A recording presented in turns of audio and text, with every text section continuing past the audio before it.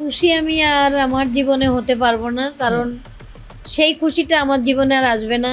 যে পশ্চিমবঙ্গে যে পরিস্থিতি হয়েছে, প্রভাবশালী মা বাবা না হলে সন্তান যতই মেধাবী হোক তাকে মানুষ করার অসম্ভব। তো আমার একমাত্র মেয়েকে হারিয়েছি আমি, শূন্য ঘর, দুজনে ঘরে বসে থেকে করবোটা কি। তাই আমার যেন আর কোনো মায়ের সেই 9 তারিখ না দেখতে হয়, আর কোনো মেয়ের যেন সেই স্বপ্ন পূরণ করতে গিয়ে অত্যাচারিত না হতে হয়। মা বাবার পক্ষে ওই 9 তারিখের ওই ভিডিওগুলো দেখা যে কত মর্মান্তিক, সেই সেই যে মানবিকতা ওদের মধ্যে নেই, সুতরাং ওদের কী বলবো। শিক্ষা হারিয়ে গেছে, চাকরি নেই, চাকরিহারারা রাস্তায় বসে আছে, কিছুদিন আগে ডাক্তাররা রাস্তায় বসেছিল। তাছাড়াও স্বাস্থ্য ব্যবস্থার যে হাল এখন আমরা দেখতে পাচ্ছি, সেই আর্জি করেই পরপর দুটো ঘটনা। আমরা সত্যের ধর্মের পক্ষে আছি, সুতরাং আমাদের এটা নিয়ে কোনো ভাবনা নেই। আমরা এখানে নিশ্চিত জয় আছে, তার জন্য হয়তো আমাদের যে বাধা সৃষ্টি করবে সেখান থেকে বেরিয়ে আসাটাই আমাদের চ্যালেঞ্জ, আর কিচ্ছু না। আমার মেয়ের ঘটনা ঘটার পরে উনি বলেছিলেন মেয়েদের নাইট ডিউটি দেওয়া হবে না, মেয়ে কেন রাতে বাইরে বেরোবে। এগুলো ওনার যে মস্তিষ্ক বিকৃত মানসিকতার, সেটাই পরিচয় দেয় এগুলো। আমাদের পানিহাটিবাসীর কাছে পাওয়ার কিছু নেই, কিন্তু পানিহাটিবাসীকে, সমস্ত পশ্চিমবঙ্গবাসীকে, এই মানব সমাজকে আমাদের দেওয়ার অনেক কিছু আছে। কাকিমা, এত লড়াই, এত ঝঞ্ঝা পেরিয়ে এখনো বলবো না আমি লড়াই শেষ হয়েছে, কিন্তু এই যে পর্যায়টা, আজকে আপনি টিকিট পেলেন বিজেপির তরফ থেকে, কতটা খুশি হচ্ছেন এবং কি মনের পরিস্থিতি এই মুহূর্তে? খুশি আমি আর আমার জীবনে হতে পারবো না, কারণ সেই খুশিটা আমার জীবনে আর আসবে না। আজকে আমার জীবনে একটা, বলতে পারেন, নতুন জীবন। রাজনীতিতে কোনো দিন আসবো এটা মাথায়ও ছিল না, আমরা কোনো দিন রাজনীতির মানুষ নই।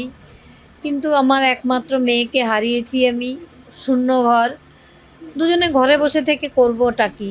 তাই আমার যেন আর কোনো মায়ের সেই 9 তারিখ না দেখতে হয়, আর কোনো মেয়ের যেন সেই স্বপ্ন পূরণ করতে গিয়ে অত্যাচারিত না হতে হয়, সেই জন্যই আমার এই লড়াই। এই রাজনীতির ময়দানে নামা, এবার তো আরও এমন হাজারো অভয়ার মায়েদের দায়িত্ব আপনার কাঁধে এসে পড়বে তাহলে। ওটা কাঁধে নেওয়ার জন্যই আমি এসেছি। এবং সেই জন্যই কি বিজেপি দল? বিজেপি হ্যাঁ। কেন?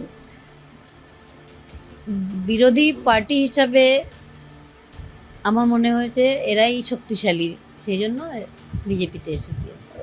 আবার অন্যদিকে এখন তো হাজারো যে সমস্ত মায়েরা বোনেরা আপনাদের উপর ভরসা করছে, তাদের কি আশ্বাস দেবেন? কিভাবে আপনি তাদের পাশেই দাঁড়াচ্ছেন? আমি তাদের বক্তব্যটা বিধানসভায় গিয়ে তুলে ধরতে পারবো, আর কোনো যেন অভয় না হতে হয়, আর কোনো মেয়ের যেন তার নামটাই না হারিয়ে ফেলতে হয়, এটাই আমার লড়াই। আপনার রাজনীতিতে আসার মূল উদ্দেশ্যটা কি এটা ধরা যেতে পারে? হ্যাঁ, এটাই।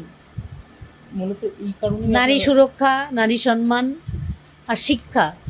মানুষের চেতনাটা খুব জরুরি।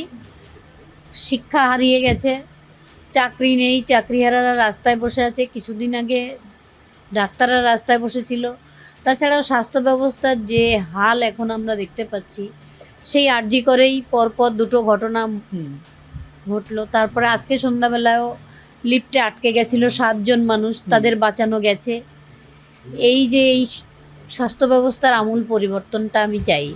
মুখ্যমন্ত্রী তো বিভিন্ন জায়গায় পিঙ্ক বুথ চালু করেছেন মেয়েদের সাহায্যের জন্য। 15 বছর থাকার পরে এই জিনিসটা তার মাথায় এলো। 15 বছর থাকার পরেও আমার মেয়ের ঘটনা ঘটার পরে উনি বলেছিলেন মেয়েদের নাইট ডিউটি দেওয়া হবে না, মেয়ে কেন রাতে বাইরে বেরোবে। এগুলো ওনার যে মস্তিষ্ক বিকৃত মানসিকতার, সেটাই পরিচয় দেয় এগুলো। আপনার বাড়ির সামনে যে উচ্ছ্বাস, আপনার নাম প্রকাশ পাওয়ার পরে, আপনার নাম ঘোষণা হওয়ার পরে, এই যে উচ্ছ্বাস, এই উচ্ছ্বাস থেকে তো খানিকটা বোঝা যাচ্ছে যে আপনি অলরেডি জয়ী হয়ে রয়েছেন, পাবলিক বলছে। এটা পানিহাটির জয়। সমস্ত পানিহাটি বাসী, মানে 15 বছর ধরে যে অন্যায় সহ্য করছে, তার একটা প্রতিবাদই বলতে পারেন। এখানে আমাদের অভয় দিদিরও একটা জয় কোথাও গিয়ে রয়েছে। এটা তো আছেই, তাছাড়া পানিহাটিবাসীর জয় এটা হবে। বামেদের তরফ থেকে বলা হচ্ছে যে আপনি কেন এইখানে আসতে গেলেন, বা আপনাদের যে সমস্ত অভিযোগ যে তারা তাদের রাজনৈতিক স্বার্থ ব্যবহার করেছিল, আপনাদের তরফ থেকে এই যে বক্তব্যগুলো তারা তো একদমই অস্বীকার করে যাচ্ছে।